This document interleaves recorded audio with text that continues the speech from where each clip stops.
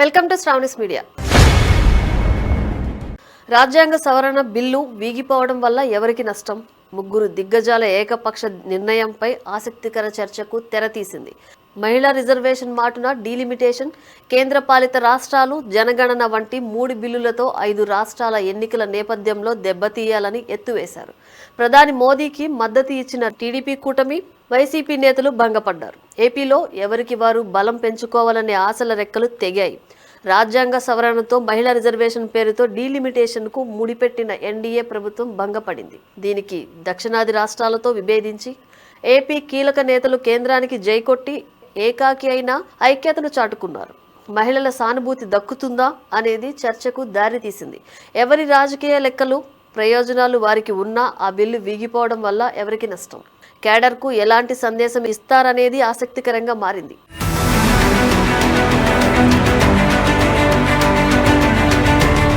ఈ పరిణామాలపై పీసీసీ అధ్యక్షురాలు వైఎస్ షర్మిలారెడ్డి స్పందించారు. మహిళా రిజర్వేషన్ పేరిట బీజేపీ మాయోపాయం పారలేదని షర్మిల వ్యాఖ్యానించారు. అక్రమ చట్టాలకు అవనిని అడ్డుపెట్టి ఆమోదించాలనే కుతంత్రం నిలబడలేదని, సాధికారిత పేరుతో సమాఖ్య స్ఫూర్తిని దెబ్బతీయాలనే బీజేపీ కుయుక్తులు చెల్లలేదని కూడా షర్మిల అన్నారు. ఎన్డీఏ అధర్మంపై ఇండియా కూటమి ధర్మయుద్ధం గెలిచింది, ప్రజాస్వామ్యం నిలబడింది, ఇది భారతదేశ ప్రజల విజయం అని షర్మిల అభివర్ణించారు. తమిళనాడు, కేరళ, తెలంగాణ వంటి రాష్ట్రాలు తమ రాజకీయ ప్రాబల్యం తగ్గుతుందని భయపడుతుంటే ఏపీ నేతలు మాత్రం భిన్నమైన వైఖరిని ప్రదర్శించారు. దక్షిణాది రాష్ట్రాల సీఎంలు కొన్ని పార్టీలు వ్యతిరేకిస్తున్నా ఈ బిల్లుకు ఏకపక్షంగా మద్దతు పలికిన ఎన్డీఏలోని కీలక భాగస్వామ్య పార్టీల్లో టీడీపీ ప్రధానంగా ముఖ్యమంత్రి Chandrababu, Janasena chief deputy CM Pawan Kalyan, భవిష్యత్తుపై ఆశతో మద్దతు తెలిపిన వైసీపీ అధినేత మాజీ సీఎం వైఎస్ జగన్ తమ క్యాడర్కు సమాధానం చెప్పుకోలేని స్థితిలో పడిపోయారు. చట్టసభల్లో మహిళల ప్రాతినిధ్యం పెంచాలనే మా అంచనాలకు ప్రతిపక్షాలు అడ్డంకిగా మారాయనే మాటలు విశ్వసిస్తారా అనేది కూడా చర్చకు ఆస్కారం కల్పించింది. పార్లమెంటులో ఓటింగ్ ప్రారంభానికి ముందే ఈ బిల్లుకు ఆమోదం దక్కడం కష్టం, జరగనివ్వరు అని ఏపీ మహిళా సంఘం రాష్ట్ర మాజీ అధ్యక్షురాలు ఖమర్ బేగం వ్యాఖ్యానించారు. దశాబ్దాల కాలంగా సాగుతున్న తీరు రిపీట్ అవుతుందని ఆమె వ్యక్తం చేసిన సందేహం నిజమైంది. కులగణన పూర్తి చేయకుండా మైనారిటీలకు రిజర్వేషన్లు కల్పించడానికి సాధ్యం కాదనే మాటలకు కూడా కొంతమంది అభ్యంతరం వ్యక్తం చేశారు. జనాభా ప్రాతిపదికన సీట్ల పెంపు జరిగితే జనాభా నియంత్రణ పాటించిన దక్షిణాది రాష్ట్రాలకు అన్యాయం జరుగుతుందని డీఎంకే, కేరళ, తెలంగాణ రాష్ట్రాల సీఎంలు ఆందోళన వ్యక్తం చేశారు. కానీ AP CM Chandrababu, deputy CM Pawan Kalyan, YCP అధినేత జగన్ రాజ్యాంగ సవరణ బిల్లుకు ఏకపక్షంగా మద్దతు తెలిపారు.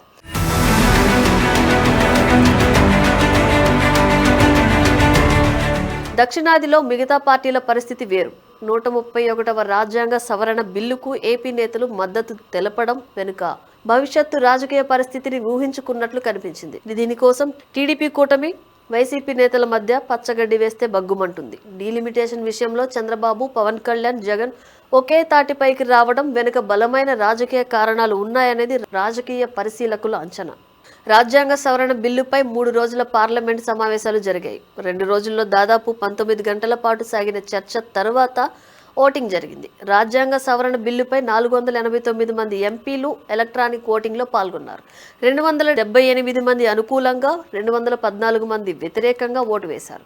ఓటింగ్కు కావాల్సిన సభ్యుల సంఖ్యాబలం 326 కాగా రాజ్యాంగ సవరణలకు అవసరమైన 3/2 మెజారిటీ అందకపోవడం వల్ల బిల్లు ఆమోదం పొందలేదు. దీనివల్ల ఎన్డీఏతో పాటు ప్రధానంగా దక్షిణాదిలో ఏపీ నుంచి ఏకపక్షంగా మద్దతు పలికిన కూటమితో టీడీపీ, జనసేన, బీజేపీతో పాటు వైసీపీ నేతలు భంగపడ్డారు. ఈ బిల్లుకు ఆమోదం దొరికితే ఏపీలో అసెంబ్లీ స్థానాలు 175 నుంచి 225 వరకు పెరుగుతాయి. దీని ద్వారా ఔత్సాహికులకు అవకాశాలు కల్పించవచ్చు అని టీడీపీ కూటమి నేతలతో సహా వైసీపీ కూడా భవిష్యత్తును ఊహించింది. నియోజకవర్గాలు పెరిగితే ఆశావహుల సంఖ్యకు అనుగుణంగా సీట్లు సర్దుబాటు చేయడం సులభమవుతుందని అధికార కూటమి భవిష్యత్తును ఊహించుకుంది. వైసీపీ కూడా భవిష్యత్తులో తమ బలం పెంచుకోవడానికి ఇది అవకాశమని భావించింది. రాష్ట్రంలో మహిళల ఆర్థిక సమృద్ధి సాధించడానికి ఎన్నో పథకాలతో టీడీపీ అండగా నిలిచిన విషయాన్ని అనేక సందర్భాల్లో ముఖ్యమంత్రి చంద్రబాబు వివరిస్తున్నారు. అదేవిధంగానే చట్టసభల్లో మహిళల ప్రాధాన్యత పెంచడానికి ఎన్డీఏ కూటమి మహిళా రిజర్వేషన్ బిల్లు తీసుకురావాలని ప్రయత్నిస్తే ప్రతిపక్షాలు ఏకపక్షంగా అడ్డుపడి మహిళా శక్తిని అడ్డుకుందని చంద్రబాబుతో పాటు పవన్ కళ్యాణ్ కూడా తమ పార్టీల క్యాడర్కు చెప్పినా సాధారణ మహిళలు, ఔత్సాహిక నేతలు విశ్వసిస్తారా అనేది కూడా ప్రధాన అంశంగా మారింది.